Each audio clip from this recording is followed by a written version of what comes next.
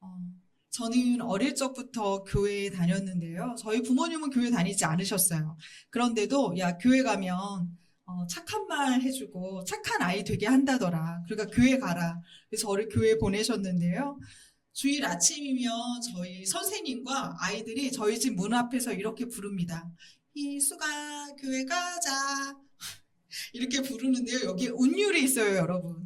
왜냐하면 이 고유 명사인 이름만 바뀌고 이렇게 몇 집을 돌잖아요. 그러니까 자연스럽게 노랫가락이 되더라고요. 자, 이렇게 저를 부르면 저도 친구들 앞에 나아갑니다. 그리고 누군가의 손을 잡고 또 움직여요. 그리고 또 친구 앞에, 제 문 앞에 서서 누구야, 교회 가자. 그랬던 기억이 납니다. 그렇게 손에 손을 잡고 매주 주일마다 교회에 갔는데요. 그런데도 불구하고 그 어렸을 때 들었던 설교 말씀 중에 딱히 기억에 남는 건 하나도 없습니다. 기억에 남는 건요, 내가 봤던 어른들과는 다르게 교회의 어른들은 좀 더 친절하고 좀 더 착하게 저를 대해 주셨던 것 같아요. 그리고 선생님들이 맛있는 간식을 주시고요. 또 선물도 주시고 했던 그 행위들, 이런 것들만 기억에 남습니다. 그런데도 유일하게 제가 또렷이 기억하는 한 가지 성경 말씀이 있는데요. 그건 바로 하와가 선악과를 따먹은 이야기입니다. 곱슬곱슬 긴 머리카락에 아주 탐스러운 나무 곁에 그 하와가 서 있는 거예요. 그런데 그 옆에 굵고 이 긴 뱀이 아주 얄밉게 다가와서는 하와에게 이렇게 묻는 거죠. 하나님처럼 되고 싶지 않아? 하나님처럼 돼야 행복하지. 이거 먹어봐. 그럼 하나님이 될 수 있어. 이렇게 유혹하는 거예요. 그래서 하와가 그 음성에 반응하잖아요. 마치 내가 뭔가 부족한 게 있는 사람이 채우고 싶은 것처럼 하와가 그 음성에 반응하고 그 선악과를 따먹습니다.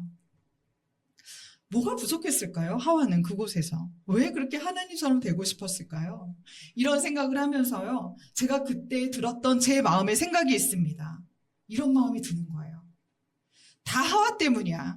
내가 지금 이렇게 힘들게 사는 거, 내가 에덴 동산을 살지 못하는 거, 다 하와 때문이야. 이렇게 생각했던 기억이 있습니다. 그런데요, 제가 자라면서 아주 중요한 사실을 깨닫게 되었어요. 하와가 안 먹었으면 내가 먹었겠다. 뱀이 유혹하지 않아도 스스로 내가 가서 몰래 따먹지 않았을까? 그런 생각을 하게 됐습니다. 여러분은 언제 하와와 선악과 이야기를 들으셨나요? 저와 같이 혹시 생각해 본 적은 없으신가요? 그런데요, 이 이야기가 그 옛날 창조 이야기, 그 옛날 창세기 3장에 등장하는 이야기처럼만 다가오지는 않습니다. 저는요, 그 무엇보다 요즘 이 세상에 여전히 이 뱀의 소리가 들리는 것 같습니다. 너 이 정도로 만족할 수 있겠어? 실력을 더 갖춰야지. 왜 신처럼 되어야 되지 않겠어? 신처럼 다 갖고 다 할 수 있어야 행복할 수 있는 거야. 그래서요, 집이 없거나 경제적 어려움을 겪는 사람은 이렇게 생각합니다. 도대체 내가 무엇을 잘못했지? 무엇을 잘못했길래 내가 지금 이런 상황을 맞이하지? 배우자와 이혼한 사람도 또 묻습니다. 내가 이렇게 열심히 살았는데 왜 내 인생에 이런 일이 벌어지지? 아이들이 좋은 성적을 내지 못해도, 내가 그 관계에 어려움을 겪어도 스스로에게 이렇게 질문합니다. 내가 또 무슨 실수를 한 거야? 왜 나는 이런 시간을 맞이하고 있는 거지? 자꾸 자신을 질책하는 그 시간을 경험하게 됩니다. 그때 누군가 이 모든 문제에서 이렇게 말해 주었으면 좋겠어요. 괜찮아. 다 실수할 수 있어. 너만의 문제가 아니야. 네가 다 갖추지 않아도 돼. 나도 옆에서 널 도울게. 누군가 이렇게 말해준다면 그래도 마음에 힘이 되진 않을까요? 왜냐하면 우린 다 완벽할 수 없으니까요. 우린 다 완전하진 않으니까요. 그런데 이 유혹의 소리가요, 단지 세상에만 있는 것 같진 않습니다. 예수 그리스도와 함께하는 이 교회, 그리고 성도인 우리에게도 이 뱀의 소리는 여전히 존재하는 것 같습니다. 바울은 이 소리에 반응하고 이 속임에 빠진 빌립보 성도들에게 이렇게 말을 하는데요. 내가 너희 때문에 애통해하고 있다. 오늘 본문에 자신의 마음을 전하고 있습니다. 우리 18절 말씀에 이 이야기가 등장하는데요. 함께 18절 말씀을 읽어보겠습니다. 시작. 내가 여러 번 너에게 말하였거니와 이제도 눈물을 흘리며 말하노니 여러 사람들이 그리스도의 십자가의 원수로 행하느니라.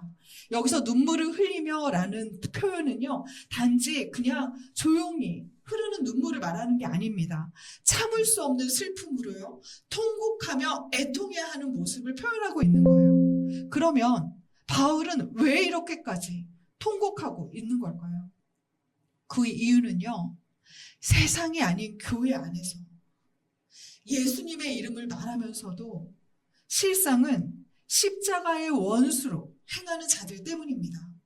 지난주 우리는요, 바울을 반대하고 있는 교회 내 두 무리를 살펴보았습니다. 한 무리는 율법주의자들이었고요. 한 무리는 영지주의자, 반도덕주의자라고 불리는 이들이었습니다.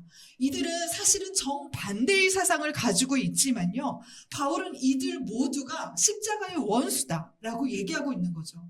우리 19절에 보면요, 이 두 그룹이 지향하는 바가 얼마나 반기독교적인지 보여주고 있는데요. 그들의 신은 배이고 그들의 영광은 부끄러움이고 그들은 땅의 일만 생각하는 자다라는 세 가지 특징으로 율법주의자와 영지주의자를 드러냅니다. 자, 우선 우리 율법주의자들의 상황에서 한번 볼까요? 이들은 레위기 11장을 근거로요, 부정한 음식과 정결한 음식을 나눕니다. 또 먹어야 할 때와 먹지 말아야 할 때를 나누는 거예요. 그러면서 이것을 어기는 것이 마치 구원을 잃는 것처럼 말하는 겁니다. 그러니까 바울이요, 그들을 비아냥거리며 말하는 거예요. 너희들 무슨 배 채우는 일을 그렇게 신처럼 여기냐? 배 채우는 일 때문에 뭘 그렇게까지 신이 있고 없고를 말하냐?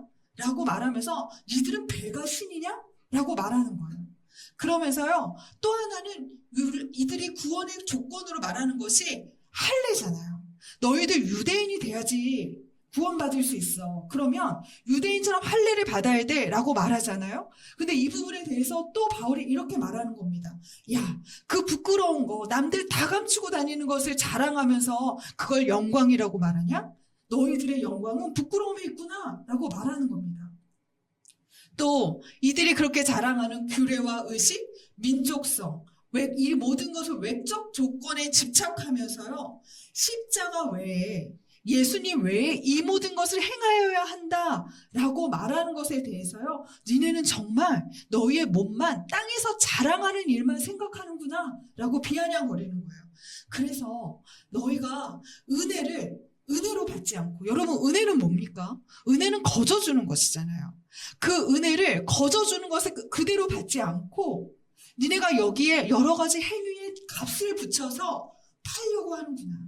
그래서 너희들은 바울은 이들에게 너희들은 말로 십자가에 반대되는, 값없는 십자가의 은혜를 값을 붙여 파는 그리스도의 원수다라고 말하는 거예요. 자, 그럼 반대에 있는 영지주의자는 어땠을까요? 영혼은 신적이니까 이미 구원을 받았다. 구원은 오직 영혼만 올라간다라고 말하는 거예요. 그러면 육체는 썩어지잖아요. 어차피 멸망할 이 육체로는 무엇을 해도 상관없다고 말하는 거예요. 이게 바로 반도덕주의자, 영지주의자들이 지향하는 바입니다. 2세기 교부 이레네우스라는 사람이 쓴 이단 논박이라는 책을 보면요, 이 영지주의자들이 얼마나 성적으로 방탕하고 얼마나 윤리적 기준이 무너져 있는지에 대해서 논박하는 이야기들이 있어요. 이들은요, 그냥 욕망대로 행동하는 거예요. 내가 욕구를 채우면 신이 준 선물이야, 하나님이 나를 채워주셨어 라고 와서 나 어제 집도 사고 나 어제 걔하고 어떤 시간도 보냈어 라고 하면 자랑하는 거예요. 쾌락을 아주 자연스러운 것으로 받아들입니다. 그런데 이 모든 것을 하면서도 우리는 괜찮아. 왜냐하면 육체는 여기에 있지만 영혼은 구원 받았잖아, 예수 그리스도 때문에. 그러니까 우리는 괜찮아 라고 말하는 겁니다. 자기의 원대로 사는 것을요, 신이 준 선물처럼, 쾌락을 자신의 아주 자연스러운 본능처럼 여기는 거죠. 그래서요, 오늘 본문 21절에 보면요, 바울이 이들을 향해서 아주 중요한 신학적 선언을 하는데요, 그게 뭐냐면요, 아니, 예수님께서는 우리의 낮고 약한 몸마저도, 너희의 몸마저도 부활의 영광으로 그 몸으로 변화시킬 그런 능력이 있는 분이야. 영혼뿐 아니라 몸도 부활의 몸으로 변화될 거야 라고 하는 중요한 신학적 선언을 합니다. 그리고 바울은요, 이 두 그룹을 향해서요, 아주 단호하게 설명하는데요. 뭐라고 말하면, 너희의 마침은 멸망이다. 너희의 끝은 멸망이야. 라고 말하는 거예요. 은혜의 값을 붙여 파는 율법주의자 너희들, 은혜를 한없이 가볍게 여기는 영지주의자 너희들 두 그룹에 도대체 어디에 예수 그리스도가 있느냐라고 묻는 거예요. 예수 그리스도를 그렇게 기억하지도 않으면서, 예수 그리스도를 그렇게 사모하지도 않으면서 예수 그리스도가 있는 저 하늘에 너희가 올라갈 수 있을 것 같으냐? 라고 묻는 겁니다. 제가 어느 목사님의 설교를 듣는데요, 아프리카 선교사님 이야기를 하시더라고요. 아프리카 사람들은 모여서 예배를 드릴 때 여러분들 보신 적 있으신가요? 춤을 추며 예배합니다. 아주 노래를 크게 하면서 뛰어다니면서 예배한대요.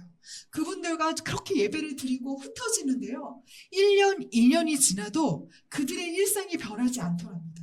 그들은 여전히 남의 것을 도둑질하는 것에 양심의 가책이 없고요, 나의 것을 소유하기 위해서 다른 사람을 때리고 폭력을 휘두르는 것에, 가정에서 아이들을 때리는 것에 아무 가책이 없더래요. 그러면서 주일에 오면요, 또 아무 일이 없던 것처럼 그렇게 예배를 드리고 뛰어놀더랍니다. 그래서요, 그 선교사님이 그렇게 말씀하셨대요. 여러분, 이제 예수님이 여러분을 용서할 수 없습니다. 예수님의 피가 다 떨어졌습니다. 사람들이 당황했겠죠. 그럼 뭐 어떡하나요? 이제 예수님한테 남은 건 저 십자가에 박힌 몸밖에 없습니다. 저 몸을 소중히, 저 몸처럼 여러분의 모든 것을 그리스도의 십자가에 못 박아야 합니다. 라고 얘기하셨대요. 삶과 신앙이 일치되지 않은 그들을 향해 말했던 그 선교사님의 이야기는 빌립보 교회 내에도 여전히 존재하고 있었던 겁니다.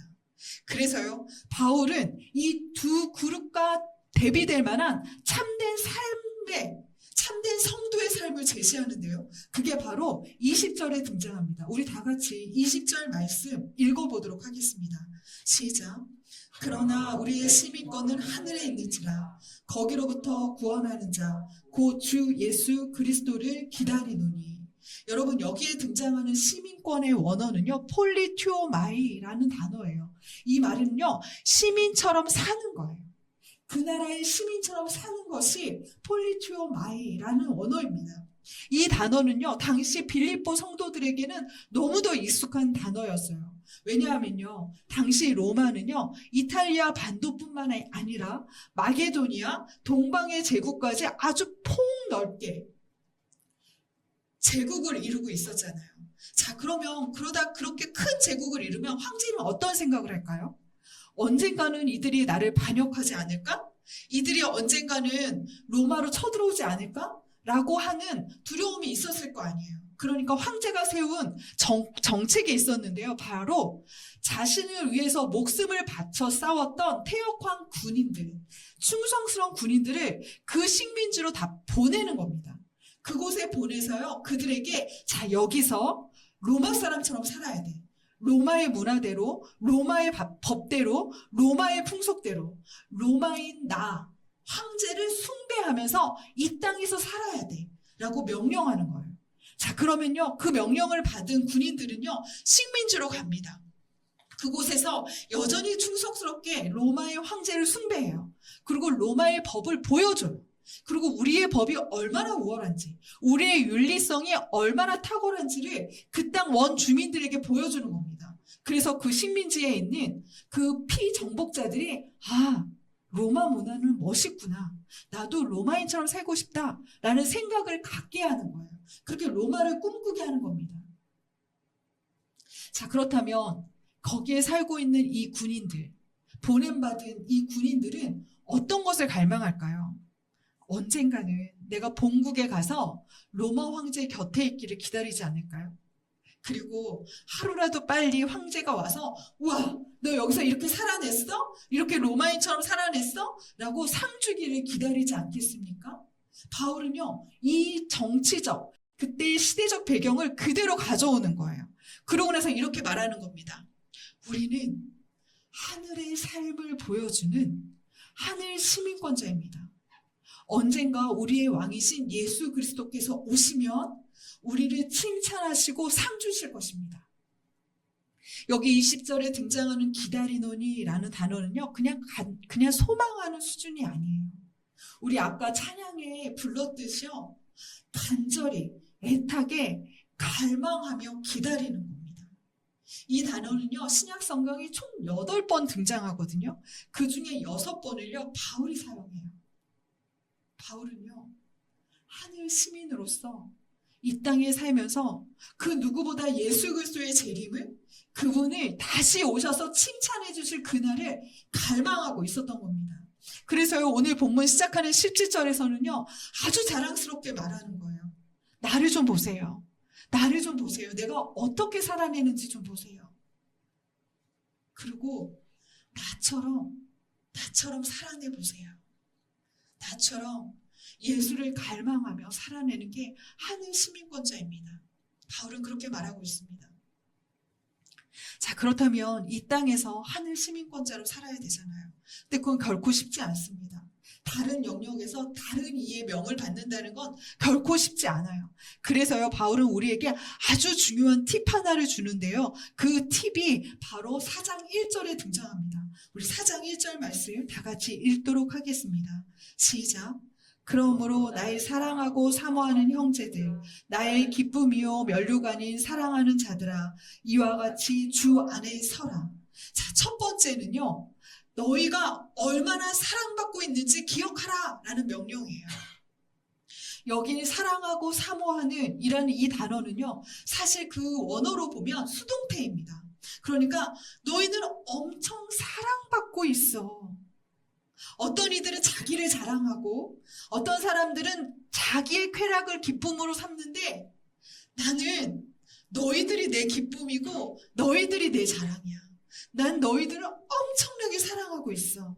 왜냐하면 내가 예수 그리스도를 만나는 날 너희 때문에 면류관을 쓸 수 있기 때문이야 라고 말하는 거예요. 누군가의 기쁨이고 자랑이 된다는 것, 영광이 된다는 것, 그거 얼마나 감격스러운 일입니까? 저는 초등학교 때 그렇게 뭘 탁월하게 잘하는 애는 아니었어요. 그 선생님이 저를 별로 칭찬하신 적이 없었거든요. 그런데 저는 이유도 기억나지 않아요. 한 선생님이 초등학교 3학년 때 저한테 그러는 거예요. 야, 희수가, 너 완전 최고야. 난 네가 정말 자랑스럽다. 그렇게 말해줬던 게, 저는 뭐 때문에 제가 칭찬을 받았는지 기억나지 않는데요. 그 말이 기억이 나요. 그래서요, 제가 학교에 갈 때는 그 선생님한테 더 자랑스럽게 보이려고 더 깔끔하게 하고 갔던 것 같아요. 그 선생님 앞에만 서면 자랑스러운 사람처럼 등을 폈던 것 같습니다. 누군가가 너 나의 자랑이야 라고 말해주는 건 굉장히 큰 의미가 있죠. 바울은요, 빌립보 성도들에게 니네가 내 자랑이야. 근데 니네가 내 자랑일 뿐만이 아니라 예수 그리스도가 그것 때문에 나에게 면류관을 줄 정도로 예수 그리스도의 기쁨이고 자랑이야 라고 그들에게 새로운 정체성을 부여해 주는 거죠. 자, 그리고 두 번째가 있는데요. 그 두 번째는 뭐냐면 주 안에 함께 서라 라는 명령입니다. 여러분, 우리 지난번에도 살펴봤듯이 여기에 굳게 서서라는 것은 군사 용어입니다. 아군이 적군을 막기 위해서 어깨를 맞대고 굳게 서는 것을 의미해요. 너희들 혼자서는 이 땅에서 하늘 시민으로 살아낼 수 없어. 그러니까 공동체가 필요해. 함께 굳건히 설 자가 필요해. 너희가 무너지면 너희의 필요를 채우고, 너희가 연약하면 자기의 강함을 나눠줄 그 성도들이 필요해. 그 사람들과 함께 굳게 서서 주 안에 머물러라 라고 얘기해 주는 겁니다. 그래서요, 하나님의 사람들은 자신에게 주목하지 않습니다. 이 땅에 사는 사람들은요, 자신의 자랑과 자신의 기쁨으로 충만합니다. 그런데 이 땅에 사는 하늘 시민은요, 예수 그리스도로 충만한 사람들입니다. 예수님께 사랑받고 있음을 기억하고 내 곁에 있는 성도와 하나 되어서요, 이 땅의 사람들에게 주의 거저 주시는 은혜를 보여주는 삶을 사는 겁니다. 그래서 나의 부족에 집중하지 않아요. 오직 완전하신 예수님, 그분이 내게 주신 사랑, 그것에 집중합니다. 만약에 하와가 뱀이 유혹할 때요, 이렇게 대응했다면 어땠을까요? 아니, 난 하나님이 될 필요가 없어. 난 나의 연약함을 완전하신 하나님이 채우실 걸 믿어. 왜냐하면 나는 그분에게 사랑받는 존재니까. 이렇게 말했다면 어땠을까요? 우리는 부족해도, 다 소유하지 않아도 이미 사랑받고 있음을 기억해야 합니다. 세상의 비교에서 벗어나 존재 자체로 소중한 나임을 매일 새겨야 합니다. 신학자이자 영성가인 헨리 나우에는요, 아담, 하나님이 사랑하시는 자라는 책을 발간했는데요. 정말 기회가 있으면 여러분들과 함께 나누고 싶은 책입니다. 헨리 나우에는 하버드에서요, 그 석학들에게 강의하고 책을 40여 권이나 쓰고 매일매일 강연하면서요, 세계적으로 매우 주목받는, 존경받는 영성가이자 학자였습니다. 그런데요, 그는 그 화려한 자리에서 점점 공허해지는 자신을 발견합니다. 그러다 자신의 생애의 마지막 10년을 중증 정신지체 장애인들이 머물고 있는 라르시 데이브레이크라는 공동체에서 보내게 됩니다. 헨리 나우에는요, 가장 화려한 자들이 머문 공간에서 가장 낮은 자리에 머물도록 자기를 보내신 하나님의 뜻을 물었습니다. 그리고 그를 잘 아는 몇몇 목사님들은요, 그에게 이렇게 말했다고 해요. 헨리를 이런 곳에 두는 것은 효율적이지 않습니다. 이것은 더 생산적이지 않고 비효율적입니다. 그가 더 영향력을 줄 수 있는 공간으로 보내야 합니다. 말하기도 했대요. 헨리도 정말 하나님이 그럼에도 불구하고 나를 보내신 이유가 있을까? 물으면서 그 낯선 곳에 머물기 시작했는데요. 그에게 맡겨준 첫 번째 임무는 중증 장애인인 아담이라는 인물을 돌보는 것이었답니다. 아담은 태어날 때부터요, 말도 할 수 없고요, 몸도 전혀 움직일 수 없고요, 그저 눈을 움직이는 정도가 다였던 중증 정신지체 장애가 있습니다. 이 어려운 일을 비전문가인 자기에게 맡기는 것이 납득이 되지 않아서요, 몇 번 하고 나서 저는 못하겠습니다. 저에게 다른 일을 주십시오 라고 요청하기도 했대요. 그런데 그곳에 있는 책임자들은 반복적으로 똑같이 말하더랍니다. 괜찮습니다. 천천히 아담을 알아가면 됩니다. 마치 네가 아직 아담을 몰라서 그래. 네가 아담을 알기만 하면 그 일이 그렇게 어렵지 않을걸? 이라고 말하는 것 같았대요. 그래서 그날부터 헨리는 매일 아침 7시에 일어나서요, 2시간가량 아담을 씻기고 옷을 입히고 눕히고 음식을 먹이는 일들을 진행했답니다. 헨리의 손이 조금이라도 거칠고 좀 분주해지면요, 아담은 발작을 일으켰대요. 근데 그 발작 때문에 헨리는 더 웅크러들었겠죠. 근데 그럴 때마다 금방 멀쩡해진 아담은 눈빛으로 헨리에게 그렇게 말하는 것 같았대요. 헨리, 서두르지 않아도 돼. 더 천천히 나의 속도에 좀 맞춰줘. 아담을 돌보면서 그는 이 속도에 대한 것을 질문하게 되었고요. 또 아담이라는 삶 전체에 대한 것을 하나님께 묻게 되었대요. 그래서 하나님한테 물었답니다. 하나님, 왜 이렇게 아무것도 할 수 없는 자가 30년 이상 생명을 유지해야 합니까? 하나님은 왜 아담을 그냥 이런 모습으로 이 땅에 보내셨습니까? 그 질문에 답을 얻지 못한 채 시간을 보냈는데요. 시간이 지날수록 아담의 존재가 그의 마음을 사로잡았답니다. 그를 돌보면서요, 오히려 늘 성과를 내야만 해, 난 지금 무엇을 해내야만 해 라고 치열하게 살았던 자기의 삶을 돌아보게 되고요, 자기가 무엇을 위해 그 삶을 살았는지 다시 질문하게 되더랍니다. 아담은 가만히 누워있지만요, 헨리에게 이렇게 말하는 것 같았대요.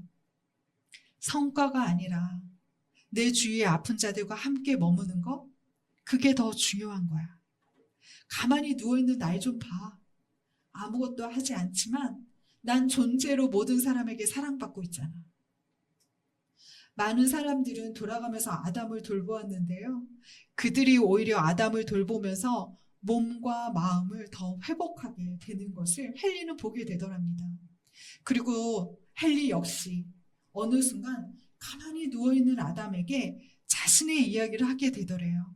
자기는 늘 누군가에게 자신의 이야기를 하는 게 머뭇거렸는데 이 친구에게만은 무엇을 이야기해도 수용받는 느낌을 경험했답니다. 침묵하며 누군가의 손에 자신의 삶을 온전히 맡기는 아담, 그 아담을 보면서요, 육체의 한계에 갇힌 신, 그 몸으로 이 땅에 살아내기 위해서 가난한 자, 연약한 자에게 자신의 몸을 의탁할 수밖에 없었던 예수님이 보이더래요.